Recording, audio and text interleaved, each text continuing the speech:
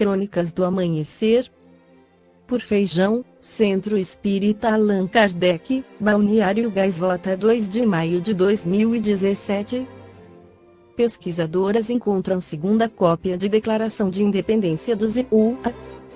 Segundo o estudo da Universidade de Harvard, o documento, datado de 1780, pertencia a um duque de Richmond conhecido como Duque Radical por seu apoio aos norte-americanos durante a Guerra Revolucionária. Um grupo de pesquisadores da Universidade de Harvard anunciou ter encontrado um segundo pergaminho da Declaração de Independência dos Estados Unidos, informou o jornal Boston Globe.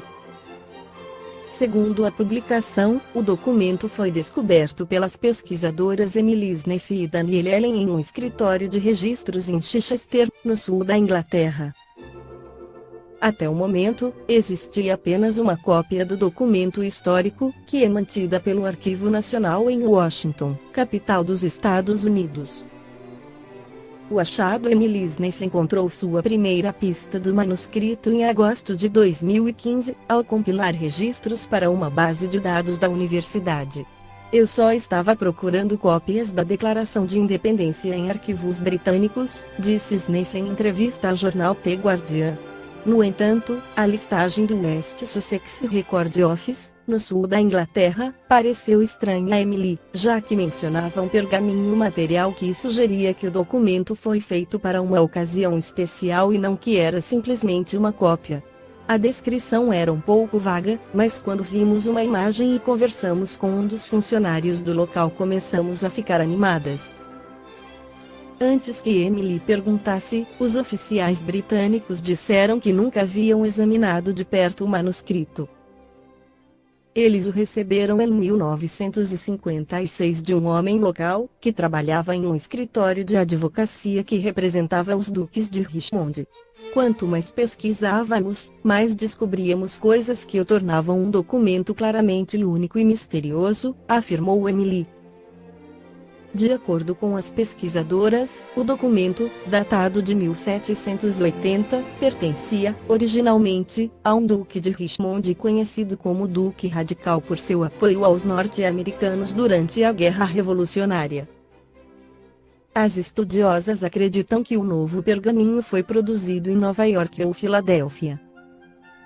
Emily e Danielle planejam publicar seu primeiro artigo este ano na Sociedade Bibliográfica da América, dos Estados Unidos, e ainda estão trabalhando para encontrar mais pistas sobre quem criou o manuscrito e como ele foi parar em Chichester.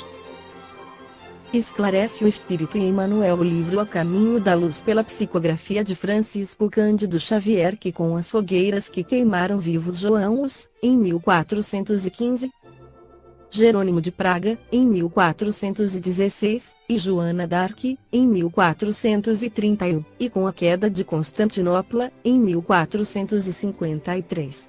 Ruiu o mundo antigo, mas quando Colombo e Cabral, no último decênio do século, chegaram às terras americanas, abrindo a cortina do tempo, surgiram, como por encanto, no cenário humano, um mundo novo e uma nova era.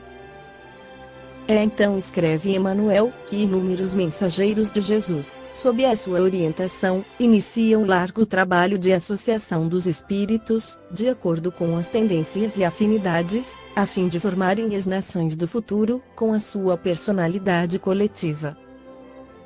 A cada uma dessas nacionalidades seria cometida determinada missão no concerto dos povos futuros, segundo as determinações sábias do Cristo, erguendo-se as bases de um mundo novo, depois de tantos e tão continuados desastres da fraqueza humana. Constroem-se os alicerces dos grandes países como a Inglaterra, que, em 1258, organiza os Estatutos de Oxford, limitando os poderes de Henrique III, e em 1265 erige a Câmara dos Comuns, onde a burguesia e as classes menos favorecidas têm a palavra com a Câmara dos Lordes. A Itália prepara-se para a sua missão de latinidade. A Alemanha se organiza. A Península Ibérica é a imensa oficina de trabalho e a França ensaia os passos definitivos para a sabedoria e para a beleza. A atuação do mundo espiritual proporciona à história humana perfeita caracterização da alma coletiva dos povos. Como os indivíduos, as coletividades também voltam ao mundo pelo caminho da reencarnação. É assim que vamos encontrar antigos fenícios na Espanha e em Portugal, entregando-se de novo às suas predileções pelo mar. Na antiga Lutécia, que se transformou na famosa Paris do Ocidente, vamos achar a alma ateniense nas suas elevadas indagações filosóficas e científicas, abrindo caminhos claros ao direito dos homens e dos povos. Andemos mais um pouco e acharemos na Prússia o espírito belicoso de Esparta, cuja educação defeituosa e transviada construiu o espírito detestável do pangermanismo na Alemanha da atualidade. Atravessemos a Mancha e deparar-se-nos na Grã-Bretanha a edilidade romana, com a sua educação e a sua prudência, retomando de novo as rédeas perdidas do Império Romano, para beneficiar as almas que aguardaram, por tantos séculos, a sua proteção e o seu auxílio. Surgem, na Europa, a pólvora, a imprensa, o papel, a bússola. Vasco da Gama chega a Calicut, na Índia. Fernão de Magalhães encontra passagem para o Oriente, atingindo, por mar, as Filipinas, e Sebastião Elcano, ao regressar à Espanha, em 1522, prova a redondeza da terra. De repente, o velho mundo, em primavera, se enche de beleza. Pensadores, astrônomos, poetas, físicos, pintores, escultores e matemáticos parecem ter descido à terra, para nela materializarem alguma coisa do céu.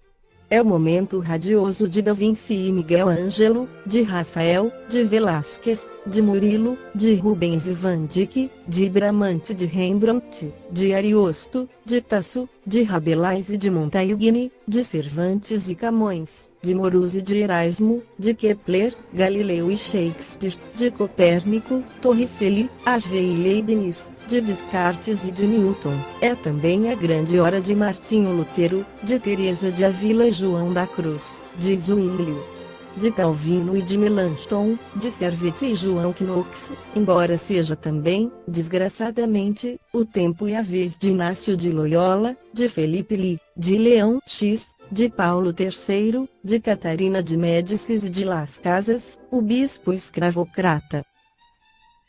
Chega, porém, o século XVII, com os horrores da Guerra dos 30 Anos, mas os emigrantes do Mayflower desembarcam na América. Pedro Grande ocidentaliza, de algum modo, a Rússia, é assinada, na Inglaterra, a Declaração de Direitos, a independência da Holanda e da Suíça é reconhecida e a França se torna a primeira potência militar da Europa. O século XV iniciou-se entre lutas igualmente renovadoras, comenta Emmanuel, no livro já citado, mais elevados espíritos da filosofia e da ciência, reencarnados particularmente na França, iam combater os erros da sociedade e da política, fazendo sossobrar os princípios do direito divino, em nome do qual se cometiam todas as barbaridades.